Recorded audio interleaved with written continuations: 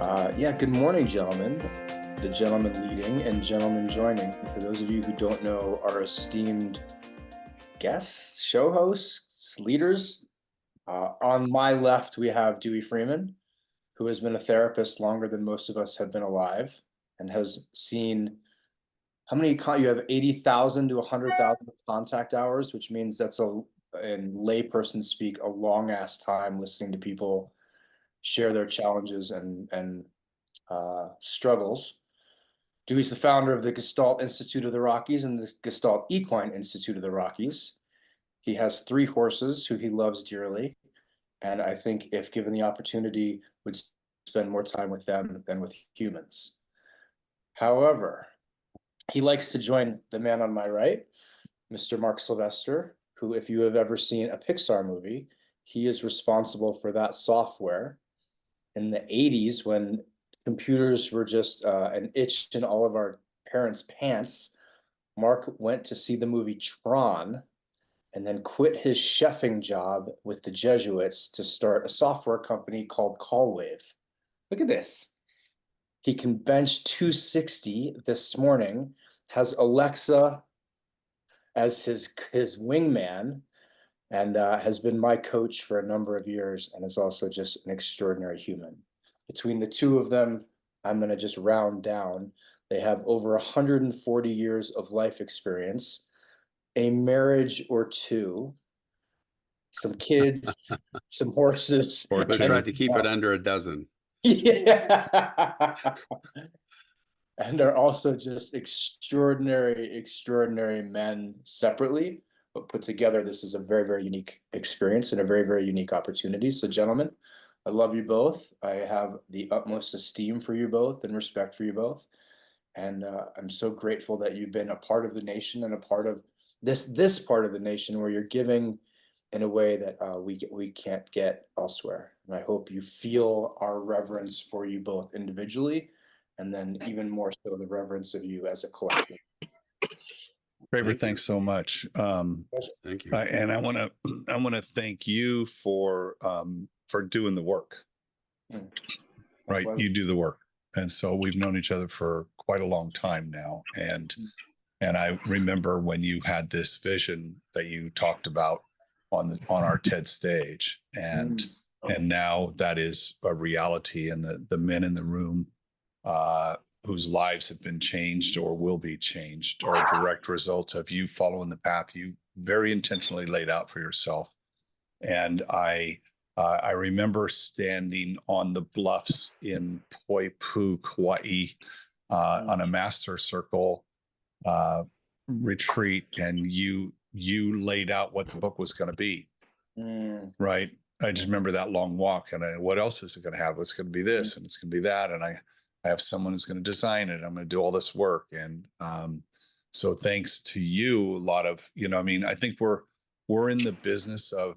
I'm in the business. I know Dewey is in the business of changing lives and holding space for people to step into and realize that transformation that is accessible and available to everyone who wants to do the work. Dewey, when I say that, I see you nodding your head up and down. Tell me what you were. I was just agreeing with everything that you were saying, and the unbelievable foundation that Travers built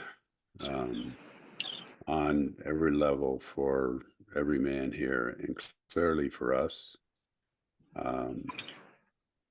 And I think that what we're doing is helping one keep that foundation in place and be part of building on top of that foundation. So we would not be here without that.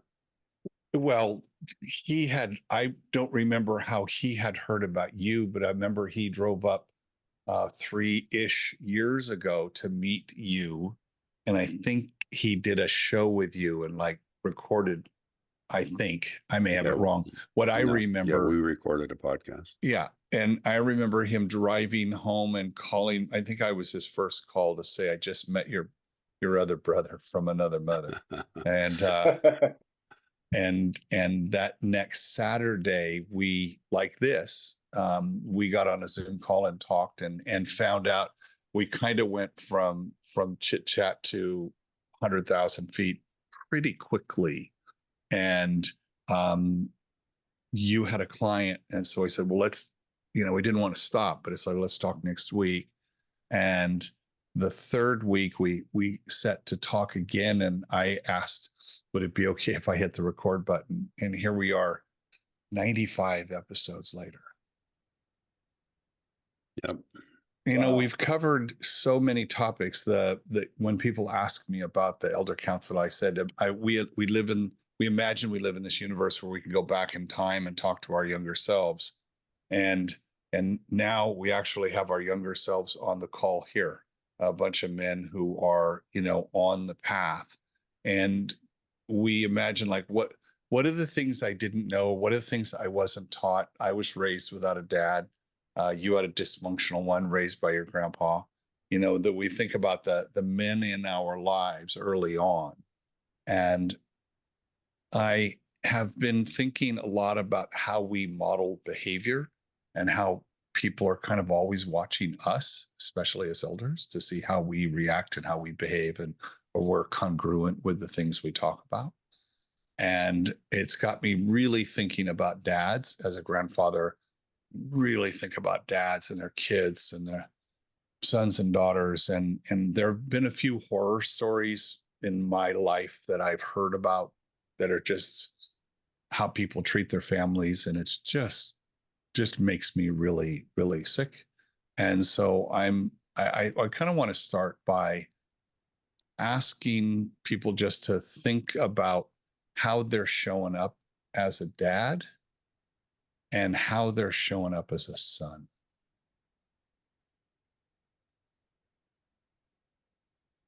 Sounds like a good place to start. Yeah. And maybe, since this is an Ask Me Anything, if you have a question that you want to put in with that, feel free to do that.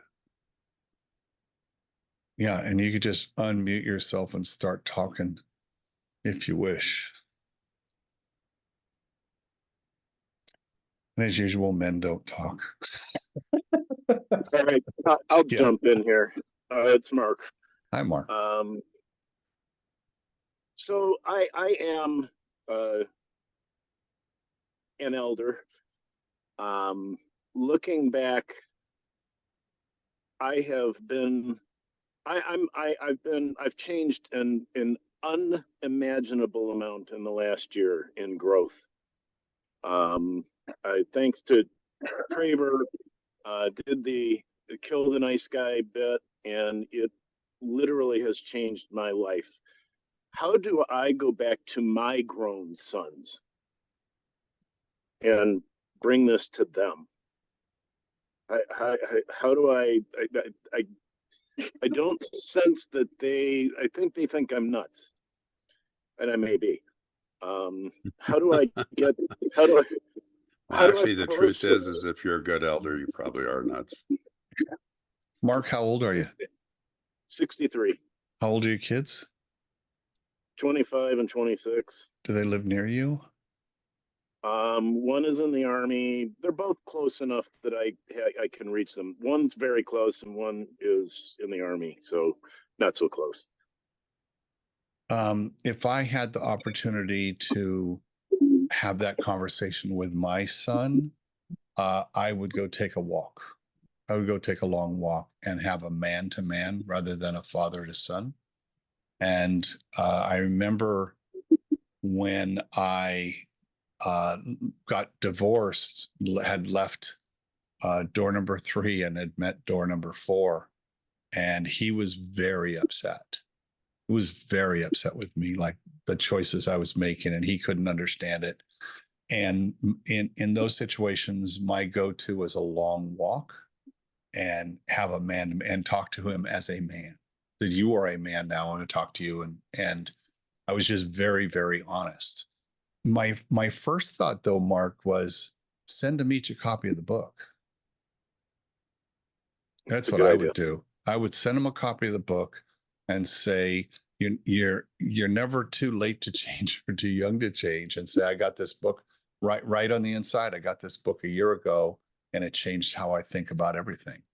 And I'd love to have an opportunity to talk with you after you've read it. Love, Dad. I appreciate that. That is an awesome suggestion. Are you open to an additional piece to that? Oh, of course. One of the things that most fathers do is they don't ask their sons about how did they do, meaning, hello, son. And you could do this during a walk. You could do this over a cup of coffee, however you want to do it.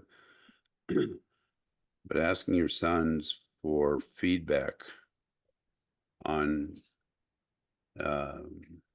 how you parented them, how you were a father, and actually get their feedback, because most of the time fathers give their children feedback, but they don't create that opening to get feedback from them. And that can come in a lot of different ways. It's like, but sort of the question is how did I do? What was helpful to you? What wasn't helpful to you? And to deepen our relationship, what do we need to do that? Does something have to change? Do we need to clean something up? Those kinds of questions. Dewey, I'm reminded of the thing you know that I do, and we've talked about this on the show. Traver also knows, which is the military. Anybody ex-military on the call will recognize this as an after action review. It's kind of like an after parenting review. And so there's 3 questions you would an ask. APR. Yeah, there you go. It's hey, what went well? What went well? Hey, I loved how you showed up at my games. I loved how you treated mom. I loved whatever. What went well? What went wrong? I didn't like the way you beat me. That could be true. I mean, a long conversation with someone last night, had no idea her father beat her. That went wrong. Did not like that. And then what needs work? Hey, we don't talk enough. What went well? What went wrong? What needs work? It was a very simple framework. That's just a thought. Let's, is that good for you, Mark? Give me a hands, Yeah, that was thumbs up. Yeah, awesome. Perfect. Thank you. I appreciate it. I saw Thank you, Ira Mark. had his hand up. Ira, you're next in the queue. What do you got, buddy? Yeah. Thanks, Mark. My father wounds are big. Dad leaving at 7, stepdad going to jail at 17 for armed robbery. I never had any father guidance. I've worked a lot to improve with my relationship with my daughters in the last year, and they're in a really good space. In November, I moved from Oregon to Arizona with my partner and have, for the first time, a son in my life living with us. And he had a deadbeat bio dad. His stepdad, adopted stepdad, just recently ghosted him over the holidays. I'm trying to figure out how to be there for him, but not be overbearing or step in. Just struggling with that some, to find a balance to be a positive impact in his life, but not push him away or make him feel like I'm trying to bother him. How long has that relationship been between you and him? About 9 months now. Okay. And so I guess we're going on 3 months in living together. And how old is he? He's just turned 18. What's your relationship like with him so far? It's good, in that there's no tension, but it's very he's pretty quiet, and I don't get a lot of feedback to know where he's at. We do some things together. We'll go to the driving range. We went shooting a while ago. But there's not been a lot of deep conversation at this point. I mean, all of those things are great. Those are good. I'm glad to hear those things. Have you asked him what he would like from you? Or how he sees you? Because he's been abandoned. If I understood you, he's been abandoned twice. Yes. And there's been other men in there, not like that have gone away as well, but those two for key men in his life have bailed on him. And his grandfathers haven't been there for him either. Got it. Yeah. I mean, you might even say that. You can say at some point, look, I'm aware that you've had men in your life that you began to count on and they dropped you. Given that, what would you like from me? And I mean, that's what you're working on is creating an opening for him. And there's probably a 90+% chance where he'll say, I don't know. Which is, you just let him say that. And part of what you can say is, well, when you do know, let me know. And then you just keep going with what you're doing. But part of what happens when people have been abandoned that way is that they're pretty shy about stepping in. One more time, it's like, okay, yeah, so I've known you 9 months, so I've been dumped by these other two men, that kind of a thing. One thing that may help, and I don't know if you've done this, have you shared any of your story with him? No, I haven't. Well, that could be very helpful.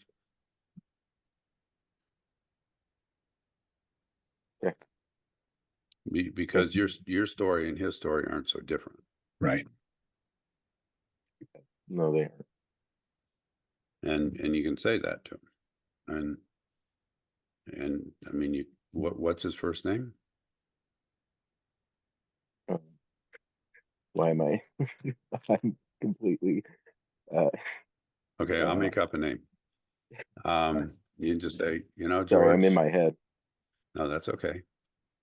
You can say, George, I've only known you 9 months. I value who you are and all that I've seen with you. And what I'm aware of is that our histories are sort of similar. At some point, when you're open to it, I'd like to get to know you on that level, know more about your history, and I'd like to share more about mine. And you just leave it at that. It's that simple, that straightforward. And then if you're, say, out fishing, you just keep fishing. Or if you're, going shooting or whatever it is. But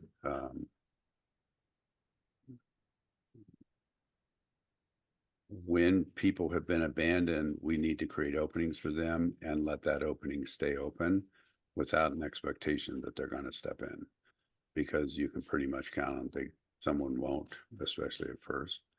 That even happens at the initiations. When men come to the initiations, it's like we've had men that don't talk for like 3 out of the first 5 days, and then something happens and we'll do a piece of work with them, and 2 hours later we see this man that they don't even look the same as the first day they walked in. But if that person comes in and we push on that guy, then nothing happens. Does that make sense to you? Yeah, and his name's Josiah. Josiah. That's a great name. That's a great name. I would add one piece to that, and back to what he started with modeling behavior. I'm going to guess that the men in his life, in addition to abandoning, had other less than desirable traits that showed up that he saw.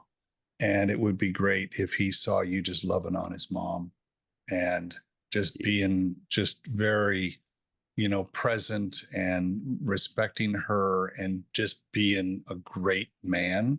And so, it's not what you say, it's what you do and what they see. So I would do that. Ira, thank you so much. I'm going to go to Edward. That's actually, Mark, Oh. what you just said. I just want to, that's a rock star response. Lebanon, that's like really fucking good because, what, to your point, the other men that abandoned the son, you can bet that they weren't kind to the mother. Yeah, 100%.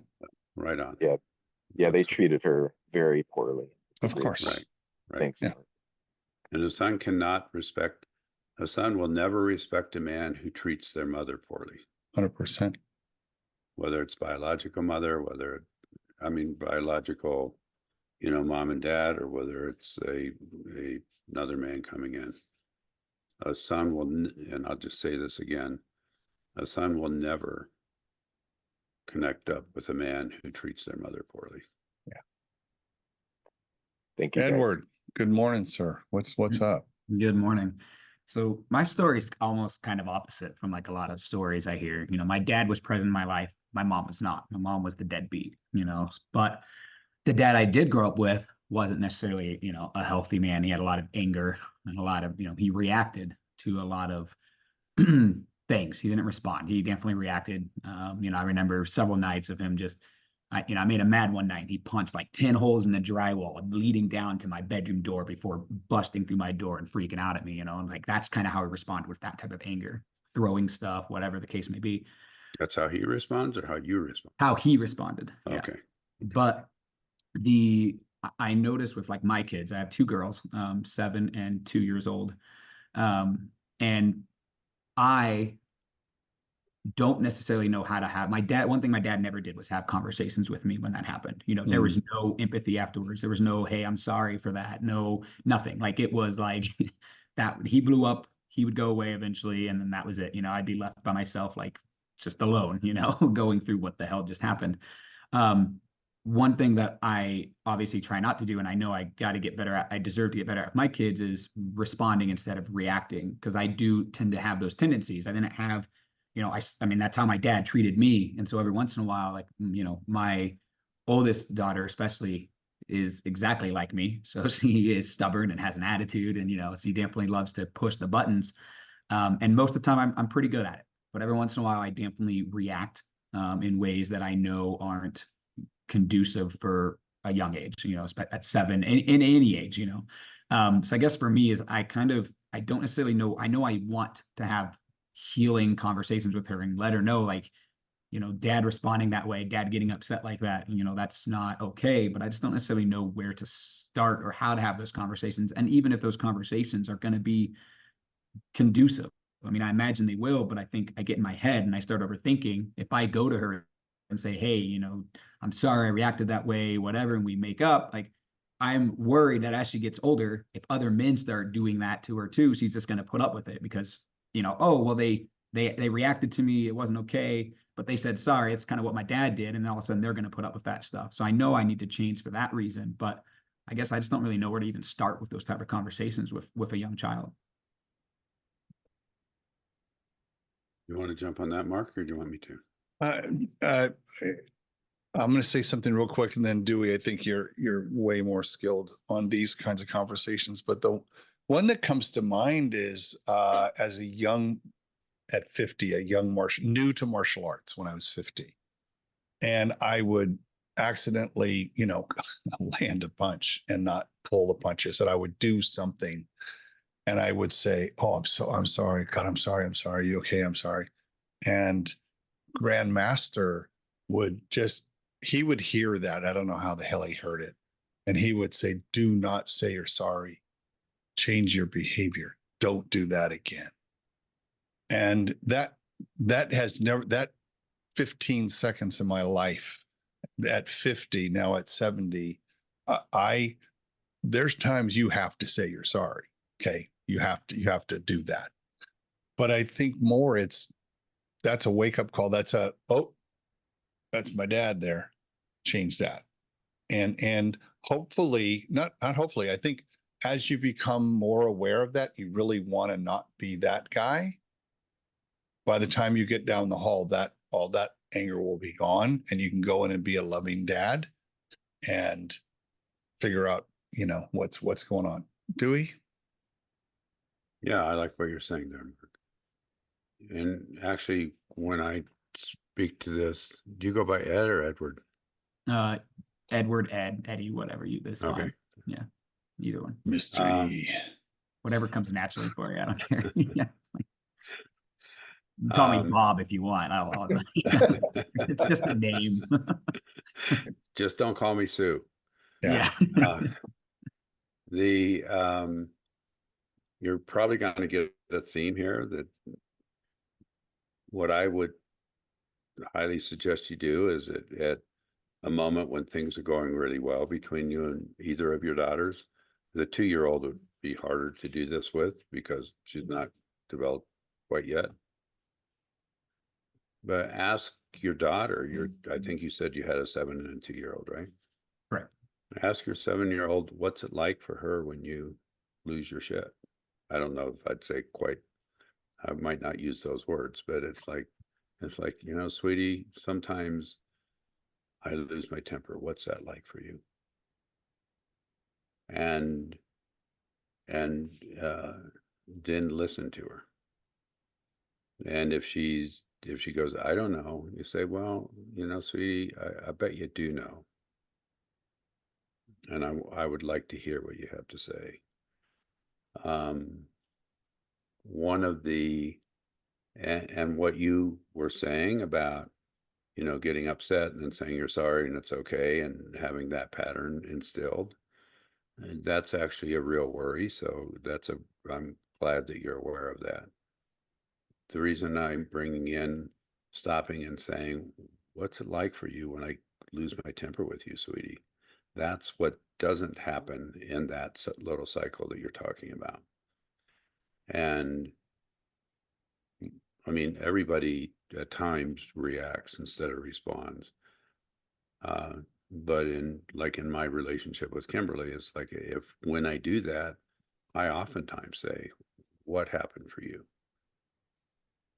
And that changes everything. It also sets you up when the other person says, well, I get scared and I think you're going to go away or you're going to hurt me, or I mean, that kind of input back to you that actually will help change your behavior, because you'll hear her voice inside you when you start losing it, and you'll go, I don't want to, I don't want to scare my little girl.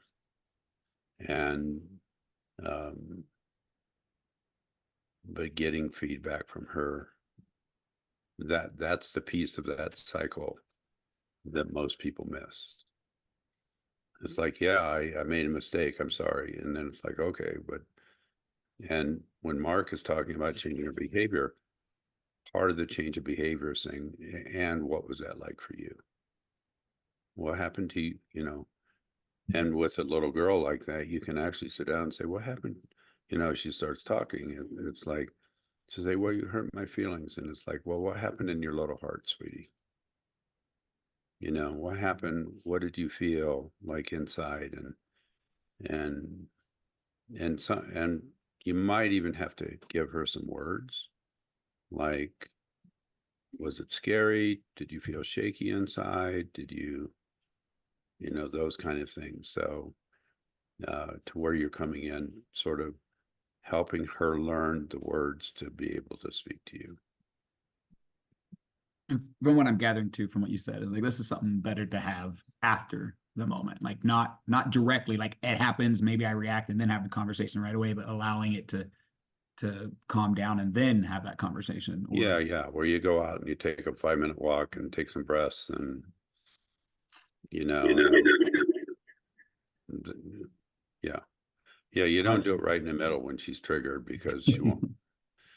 But what you can do, even in the middle, if you go, oh my God, let's say you have a discussion with her, and then 3 days from now, you you feel yourself getting triggered, that will help you stop yourself in the middle. And you can actually say,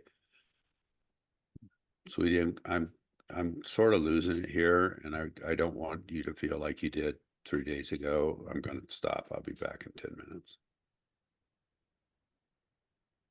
But I would put a button on that with a really nice hug. So it's a very reassuring hug from you. I also, just quick sidebar on the subject of hugs. How many of us, when we see a friend we haven't seen for a long time, hey, how are you? And you give the, the 2-pump hug, and then you're back. I'm kind of known, at least in my own head, for that second one where they expect I actually give a longer held squeeze. And this happened yesterday with a friend I haven't seen in several years. And I just went a little bit tighter, and he hugged back, and he hadn't really hugged back. And that was the start of the conversation. And there's nothing like Dewey, you and I have talked about this, but that human connection and having her have that really positive sense of you can have a really hard conversation or a challenging conversation, and dad still loves you the most. Okay. I like this advice. I feel like it really goes hand in hand too with just any relationship, being able to have that conversation. Yeah, I guess. Yes. Yeah, I would like, I'm in full agreement with Mark. I want to throw in a caveat.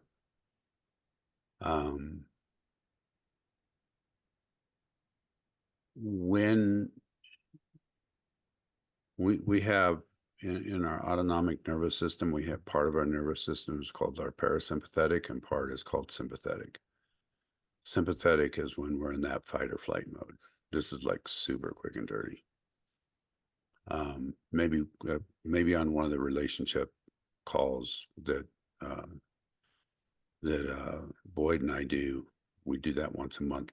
So hop on one of those, and I'll explain this I'll go through this. When somebody is still in their sympathetic, in that fight or flight place, hugging them feels invasive. So and you can sense when somebody settles. That's probably the best way to like understand what happens for somebody else, is you can sort of see in their body where they just go, oh. And everybody does that. Everybody goes at times into a sympathetic, and everybody will also then be able to settle. And especially with little girls, because what we want to do is let them get back into that settled place and hug them. So when we do hug them, it doesn't feel invasive, because part of what girls and women get invaded so often. And same way with your partner or your wife or whatever. I mean, it's like we need to make sure that the other person has time to settle before we do the repair of a hug. And it doesn't matter who that is. But girls and women tend to stay in that sympathetic place, meaning the fight or flight place, a little longer than we do. A lot of times it's like, okay, yeah, oh, got it, and we're good. That's not always the case, but that's a general statement. So give her time to settle. I love that reminder, Dewey. Daryl, what you got, bud? Hey guys. I have 2 teenage boys that I guess I've had them 100% full time for the last 8 years. Oh, wow. Post divorce. And one thing I think as single parents, you always wonder if you're doing everything right, or like what you're missing, kind of thing. But one thing that I've just sort of come to the realization, and this probably comes from just even my own younger self, having not had a mother around from a very early age is just filling that gap of what a mother brings to a child's life. I mean, as a father, you can bring certain male aspects into their life, and you know sort of like, I mean, know as much as you can, like kind of what to give them. But I think that's what I'm struggling with is how I sort of fill a gap they're potentially missing from that I just biologically and naturally just can't fill. I'd just like to know your thoughts on that.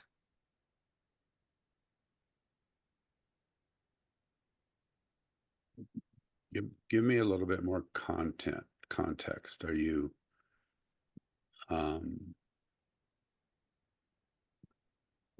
dating anybody, or No. So it is really just it's a male driven household, man. Like it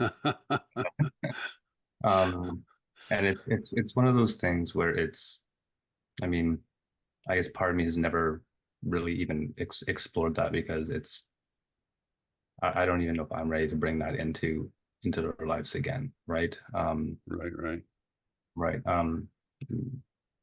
Yeah, that probably goes deeper than I probably want to go right now. Fair Yeah, enough. that so it's male driven household, and I mean, I would say they're both really sensitive, um, and not, maybe sensitive is the wrong word, just very like you can tell that they're very emotional driven, Mhm. and I guess I was at that age too, but that was really driven out of me at some point, so it's really hard to.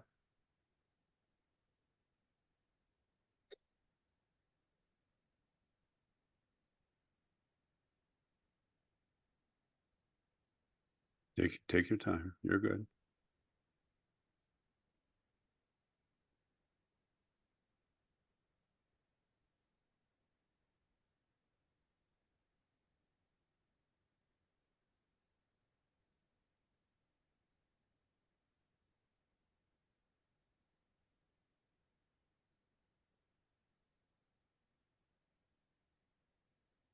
And just take a breath or two. It's really hard for me to bridge that gap, and I just maybe feel inadequate that way. Inadequate that way in bringing the feminine in. Is that what you're saying? Yeah, I think so. Maybe just sort of understanding that divine side where it's like, how do I really help them bring that out, or bridge that gap where they need, where I'm not best at doing that sometimes. Okay. Well, first of all, hold your sensitivity with kindness and grace, because that's what they need. And if they're taking after you with that sensitivity, that's a good thing. One of the things, and T and I were talking the other day about sort of the concept that societally women's voices get taken away, but in our society, men's hearts get taken away. And it's clear that you have your heart. And it's also clear that your sons have their hearts. And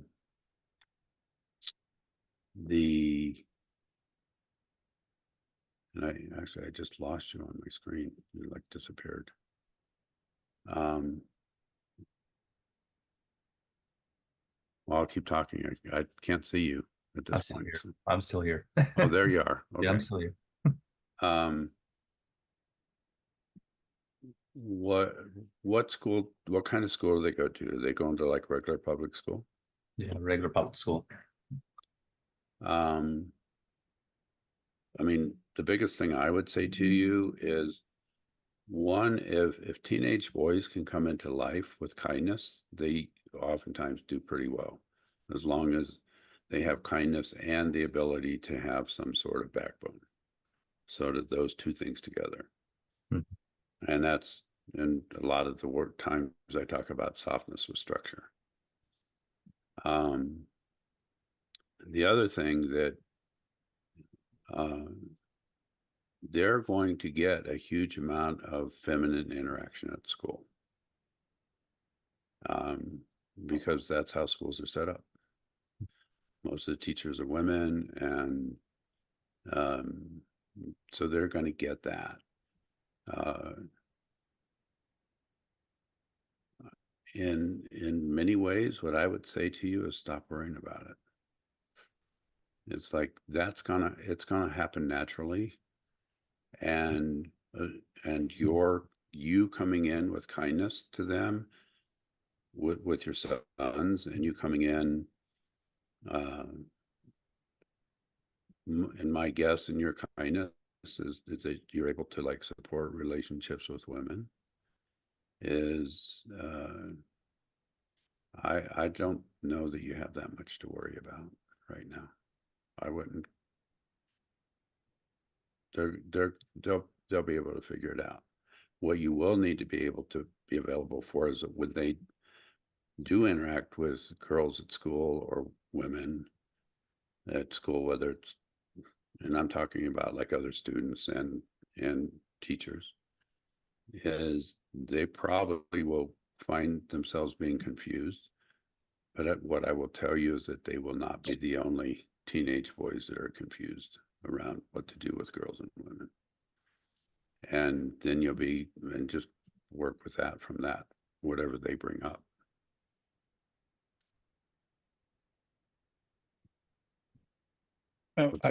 I would add, it was interesting, Daryl, I wrote down when you said driven, that was driven out of me.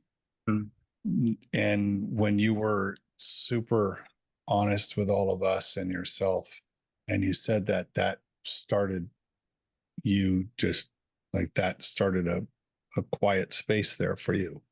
And but just each of those words really struck me. And the one thing I would say, and Dewey says, don't worry about it. I would say, make sure you don't drive that out of them, that sensitivity, the fact that you're sensitive. And I'm reminded of that thing at the initiation we did, Traver, where you explained one of the core principles of this idea of, well, like how to be a man, how to be a dad, right? How do I be a dad? And you said the two choices we have are the Marlboro man and the sensitive new age guy, right? Those are the polar pieces. And when I explain to people what I do in the nation and what the nation is about, and both people know who that is. And what was really interesting in that workshop, because you had the big whiteboard up and we're all sitting around, and you said, what are the positives and negatives of the Marlboro man? And what are the positive and negative of the sensitive new age guy? And let's just take those positives, put them together, and that's where the divine and the primal comes from, is doing that. So I would just kind of keep that. I keep that visual in my head a lot, actually. Even at 70, I think that's a really good way to figure out how to be that dad. And again, it's modeling behavior. It's how they see you show up. I would honestly, everybody deserves to be happy, even you. And having a mate, having a woman in your life that they can see how you are with women, because that's one of the things they're missing, is how do they behave with women? And because they can't see that on a daily basis. And you've protected them. I get that. My son's mom was a full bipolar mess. I get that. But you're depriving yourself. I feel like it's a choice you've made, but I'd like to revisit that choice. And everybody deserves happiness. I think, Dewey, we have time for one more. One more. Zach. Sure. Hey, Zach. Hello. Thank you, gentlemen, for being here today. This is an amazing conversation. I appreciate it a lot. I just have something to say. Maybe you can have some reflections on it. Exactly what we're talking about here. For me, I feel that sensitivity is our superpower. And being sensitive, like imagine being a hunter in the woods and needing to track and listen and to smell and to pick up all these subtle energies that are going around. That's just hunting. Working with human beings and energy and subtle energies, I really feel like part of where our society is going wrong is desensitizing children. And I have started resensitizing myself by stopping all the desensitization that I was practicing before, to bring in the subtle energies of my body, the empathy, my capacity to feel outside of my body and connect with other human beings. So I'm just here to say, like, I really feel like keeping young men sensitive, yet being able to hold boundaries and things like that is actually super awesome. I know, Traver, you mentioned a story once where you spent a long time in the dark. And I know with Indigenous people, they will actually fast to abstain from sensations to actually receive messages and information, because the more sensitive we are, the more information we can take in and the more basically productive we can be, because we're operating on this higher intelligence that's full of life. So that's what I'm just love to make that comment and see what you guys think about being ultra sensitive, because I really think it is a superpower. When we were saying that, those who've listened to the show and know me a bit know that I tend to think in pictures more than words. And I think of sensitivity as fine tuning a radar screen, because I want to pick up the really, really, really subtle signals. And that's what I was seeing when you were saying that. So it's like, you want to tune that in so you get, and I think that is the act of even considering that is wanting to be present, but with all capital letters. And I think sometimes the desensitization shows up by us not being present. We're not sensitive to just like what's going on right now. So it's almost like we could do a show on that every single week and it still wouldn't be enough, Duey. Yeah, I agree. And oops, Zach, I agree with what you're speaking about. What I might, when you were talking about tracking and that those same skills can go toward tracking what other people are saying and doing. And trying to literally feel what's happening for another person while it's happening. And I mean, essentially what you're talking about, at least from my perspective, is us being able to tap into our instinctual parts of being aware. So it's not just sensitivity, it's like there's an awareness that we oftentimes lose. And we have that instinctually, but we kill that. That's been killed in many of us. Same way with what happens intuitively. It's like, and that instinct and intuition go together. The biggest way that both of those pieces can come in is through our bodies. Like instinct and intuition, neither one of those are brain or mind things. Both of those are come through our bodies and through our guts. And so the more that we can dive into really knowing our bodies and knowing what's happening and picking up what's going on in our world through that part of our being, the better off we'll be. One of the like Kimberly and I are in the middle of doing a 2-day intensive with couples right now. Yesterday was day 1. As soon as I jump off this call, we'll be doing day 2. Both people, both the man and woman, are highly spiritual. They've meditated. They've done all kinds of stuff. They've done all kinds of plant medicine, those kind of things. But all of those things have taken them into their heads, especially the dude. And it's like the work yesterday was helping him get back into his body, back into his body, back into his body. And so that's what I would, that would just be my yes and to what you said and what Mark said. It's like, and when I'm talking about body, and a lot of times people go, yeah, I'm working out at the gym and I have a personal trainer and I'm doing jujitsu.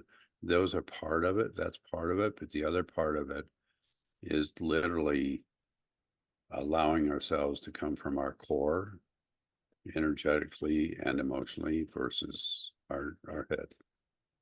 So see what you can do to bring that into. I will book in that I have the opportunity to twice a week do that. And I do it through improv because as soon as you're in your head in improv, you're fucked. So you have to be in your body, in your heart, and you have to respond emotionally, respond physically. Our coach just drills us. He says, dude, you were thinking, why didn't you just feel what the person said? That thing that they said to you made you feel something. We want to know what you felt. So if you're wanting to have some practical experience, go find an improv class in your town. And it's scary as shit to do it the first time. But I've been doing it for 8 years now and run a school. And both these guys know we do it all the time. It has had as material effect on how I show up as anything else. And I also believe we got to laugh through life. So it helps me do that. Dewey, thank you so much. Traver, thanks for giving us this chance, guys. Thank you. Appreciate you showing up and being gentlemen. real honest, and a great way to start the weekend. And make sure to listen to our shows. If you're new, we have a back catalog. There's about 94 other episodes. Some of them are kind of good. Thank you, gentlemen. We appreciate you. Love you. Have a great rest of your weekend. Thank guys, you. Love you all. Thanks. Bye, guys. Take care.